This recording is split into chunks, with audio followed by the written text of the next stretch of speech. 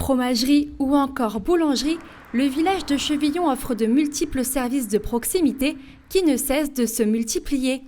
En septembre dernier, le Dolce Vita, un bar à vin et à ambiance, s'est installé dans la commune, de quoi redynamiser le secteur et de le rendre attractif.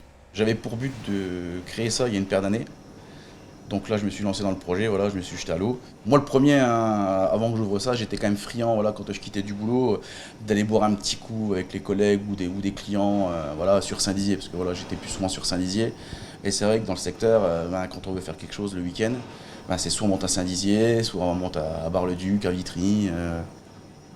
C'est vrai que du local, voilà, quand on veut faire 2-3 km ou 5 km, où y aller à pied, il n'y avait plus rien. Le Dolce Vita n'est pas le seul lieu de convivialité de Chevillon. Anciennement le Moulin Rouge, l'inoubliable a ouvert ses portes en juillet dernier. Hôtel, bureau de tabac, bar et bientôt restaurant.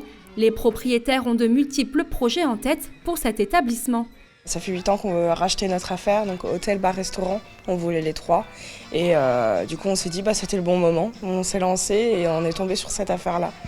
On est tombé amoureux. C'est ça, un coup de cœur quand on a vu le bâtiment, c'est ça. Simplement. On va faire des concerts extérieurs, rouvrir la fameuse restauration qui est depuis plus de 7 ans inactive aussi. Et on a prévu un karaoké très prochainement, donc on compte pas s'arrêter là. Karaoké, concerts ou encore soirées à thème, toutes ces animations redonnent vie à cette commune de plus de 1300 habitants, de quoi ravir la municipalité.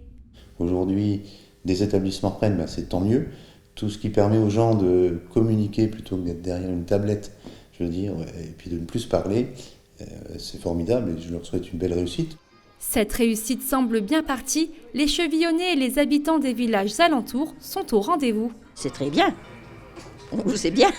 Et puis ça met de la vie dans le village quand même. Lieu de rencontre, de fêtes et de convivialité, ces établissements permettent de maintenir le lien social et de redonner vie aux zones rurales.